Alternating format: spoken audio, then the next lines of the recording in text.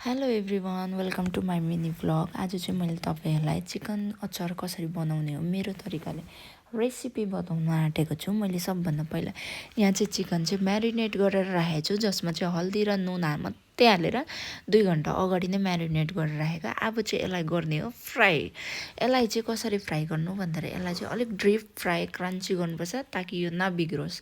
अनि यहाँ चाहिँ मैले गोटा धनियाँ, अन्त गोटा जिरा अनि गोटा तोरी चाहिँ रेडी गरेर राखेको छु। साथमा मैले अदुवा र लसुन पनि काटेर राखेको छु, यसलाई पनि साथमा फ्राई गर्ने हो। अनि यो चाहिँ मैले भुटेको हो सबै यो मसला चाहिँ।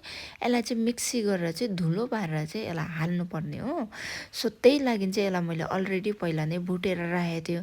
अनि साथमा मैले चाहिँ यहाँनिर तपाईँको रातो सुकेको खोर्सानी पनि पिसेर राखेको छु। मैले पहिलाको अचार बनाउँदा नै अलिक धेरै भएको थियो, सो त्यही नै मैले पिसेर राखेको थिएँ। अनि यहाँ चाहिँ मैले अदुवा लसुन डिप फ्राई गर्दैछु, जसमा चाहिँ यो ब्राउन कलरको भएपछि चाहिँ यसलाई चाहिँ मासुमा हाल्यो भने यो पनि हल्का टेस्ट, यसले चाहिँ फ्लेभर लाउँछ क्या। यो अदुवा र लसुनले चाहिँ दामी फ्लेभर दिन्छ भनेर चाहिँ मैले यो हालेको। सो यसमा मैले रातो धुलो खोर्सानी त्यो मिक्स गरेको मसला सबै हालेँ। अनि यसलाई साथमा मिक्स गर्दैछु। अदुवा लसुनहरू सबै हालेर चाहिँ मिक्स गरेको। स्वादअनुसार तपाईँ नमक पनि हाल्नुहोस्। अनि नमक चाहिँ मैले कम्ती किन हालेको भन्दाखेरि मैले यहाँ अलरेडी म्यारिनेट गर्दा नुन हालेको थिएँ, त्यही लागि।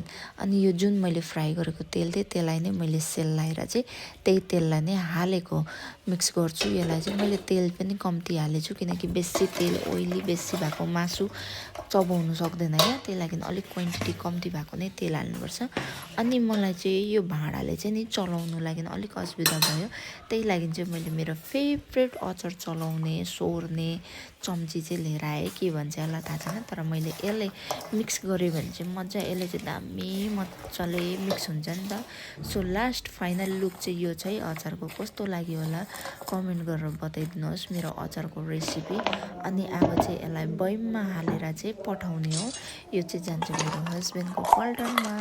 यसलाई चाहिँ मैले किन त्यही लागि नै बनाएको हो। अब भोलि मेरो हस्बेन्ड जाँदैछ, सो त्यही लागि चाहिँ अचारहरू रेडी गरेको।